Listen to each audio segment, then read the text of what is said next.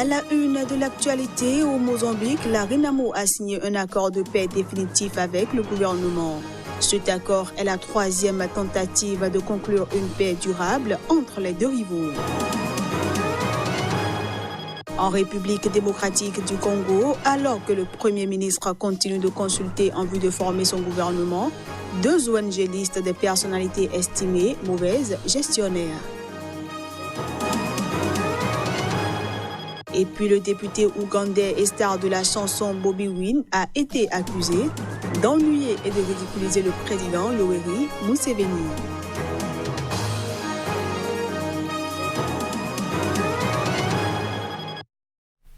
Voilà pour le sommaire. À toutes et à tous, bienvenue. On démarre cette édition par le Bénin où l'ancien chef d'État Nicéphore Dieudonné Soglo était une fois encore face aux hommes de médias.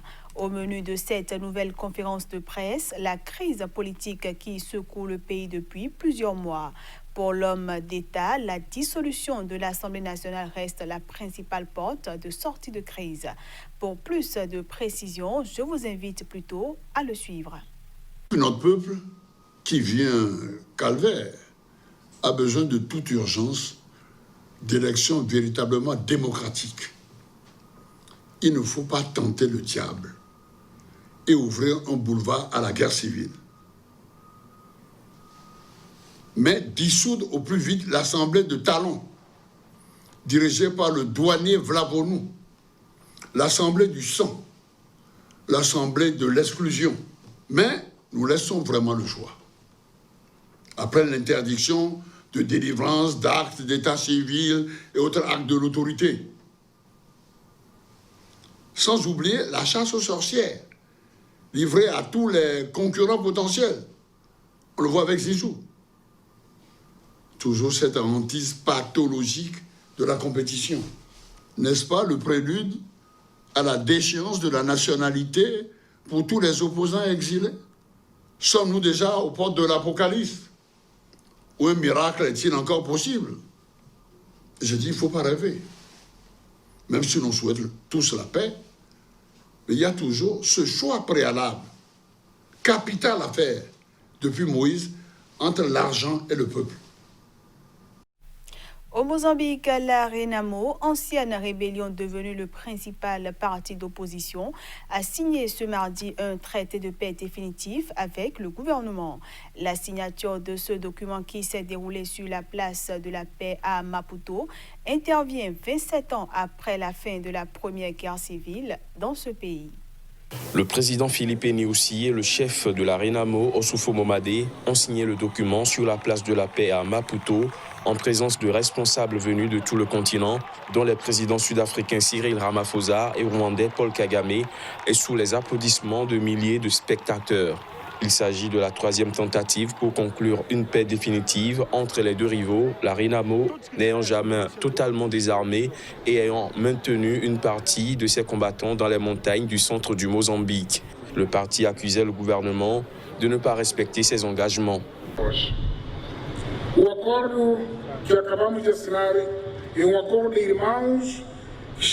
L'accord que nous venons juste de signer est un accord de frères qui sont parvenus à la décision qu'il n'y a plus de raison de continuer à s'entretuer.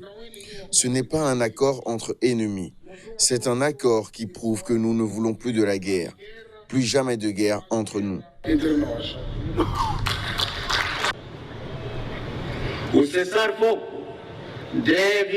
La fin du feu doit signifier le début d'une nouvelle ère caractérisée par l'acceptation d'une pensée différente et une cohabitation politique pacifique.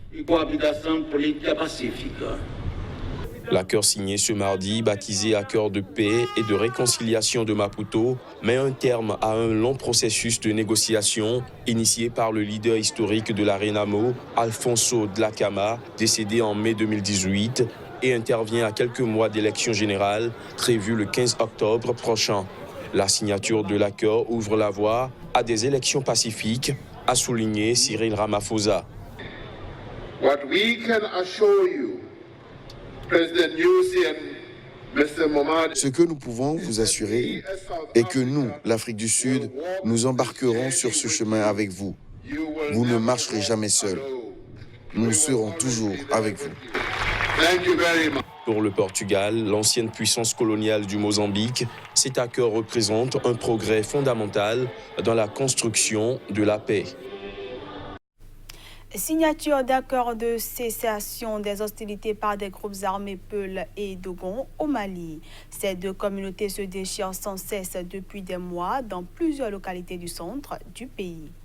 Des accords de paix ont été signés en marge d'une visite du Premier ministre Boubou Cissé dans le centre du Mali. Ces accords de cessation des hostilités ont été conclus dans les cercles de Massina, Djéné, San, Tenenkou et Nyono, régions de Mopti et de Ségou, par une dizaine de groupes armés Peul et de chasseurs traditionnels d'Ozo, composés notamment de membres de la communauté Dogon. Depuis 2015, les affrontements se multiplient entre la communauté Peul et les ethnies Bambara et Dogon, pratiquant essentiellement l'agriculture, qui ont créé des groupes d'autodéfense.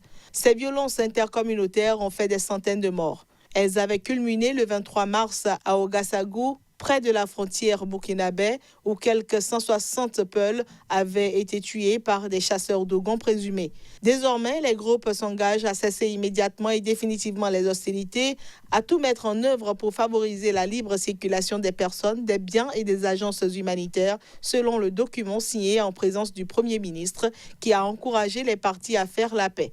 Ils se sont également engagés à démasquer et dénoncer auprès des autorités les terroristes et au besoin à les combattre. Les régions de Ségou et Mopti concentrent l'essentiel des déplacés dans le pays, dont le nombre est passé de 18 000 à 70 000 entre mai 2018 et mai 2019, selon le Bureau de coordination des affaires humanitaires des Nations Unies. Mais plusieurs centaines de personnes ont commencé à rentrer dans leur village cette dernière semaine.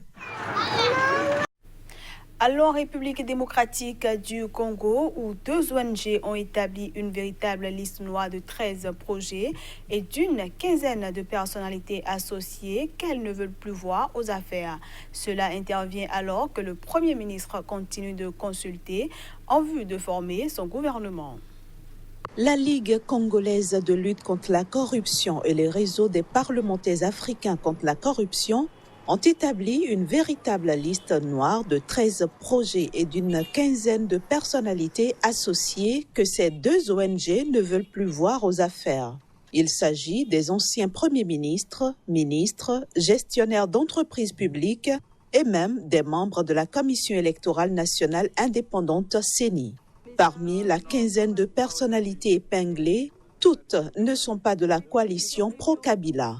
Pour la Ligue congolaise de lutte contre la corruption, c'est une question de principe. Si le président Félix Tshisekedi veut impulser un réel changement, il faut éviter de nommer ceux qui sont soupçonnés d'avoir mal géré l'argent public.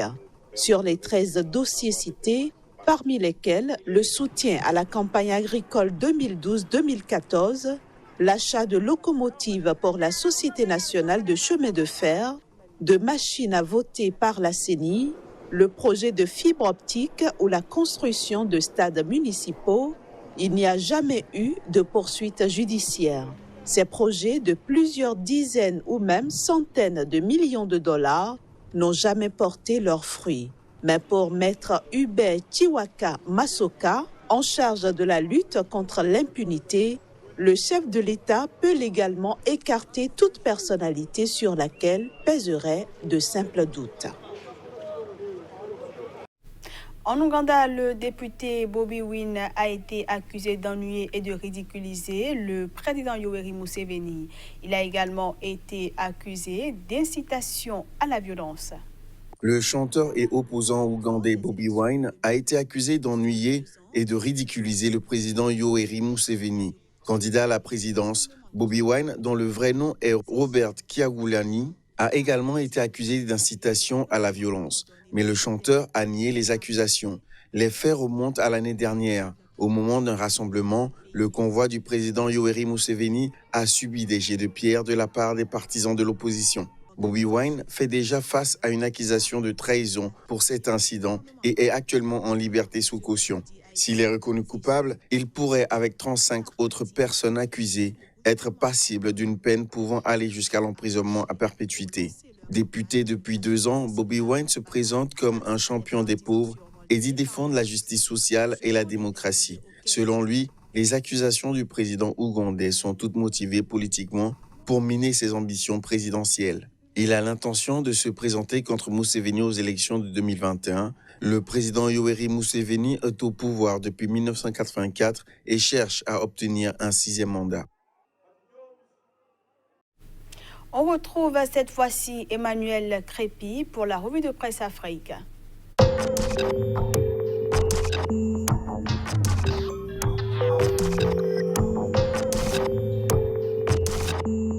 Bonjour, démarrons la revue par le Burkina Faso où s'ouvre ce mercredi le procès dans l'affaire dite du charbon fin.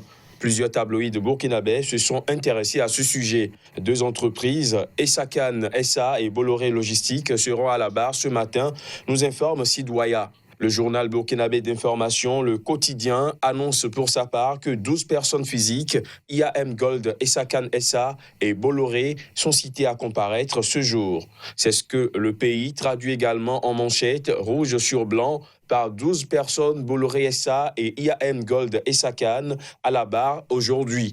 Et l'Express du Faso qui renchérit en titrant « Affaire charbon fin », le procureur général Laurent Poda prend le dossier et agit. En Côte d'Ivoire, Fraternité Matin nous apprend que le chef de l'État Alassane Ouattara s'adresse à la nation aujourd'hui dans le cadre de la célébration du 59e anniversaire de l'indépendance du pays. Le jour plus qu'il croit savoir ce que le président Ouattara va dire aux Ivoiriens, le propose en lecture dans sa parution du jour. Mais en attendant, les mots du numéro 1 des Ivoiriens, c'est plutôt le quotidien Le Patriote qui se permet un bilan de ces 59 années de parcours de l'État ivoirien. La Côte d'Ivoire, de 1960 à 2019, 3 républiques, 2 miracles, Houphouët-Boigny et Alassane Ouattara, 2 grands bâtisseurs, placarde en manchette le journal.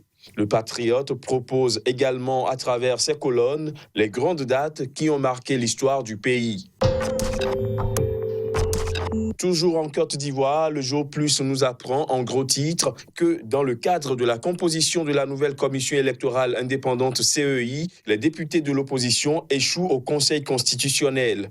Le Canard précise que leur action devant cette institution a été jugée irrecevable.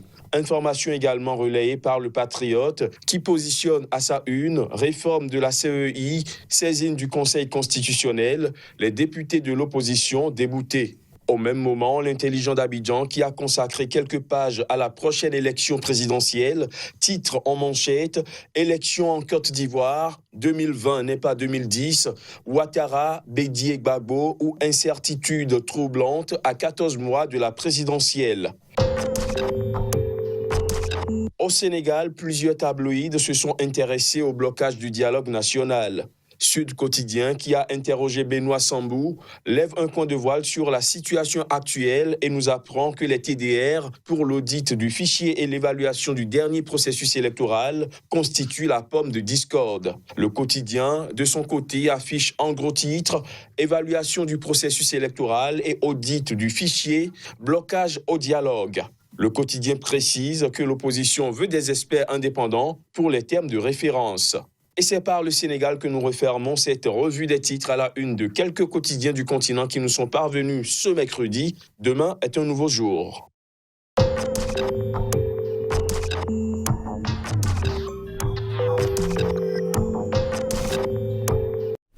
Voilà qui va mettre un terme à cette édition que je vous remercie d'avoir suivi.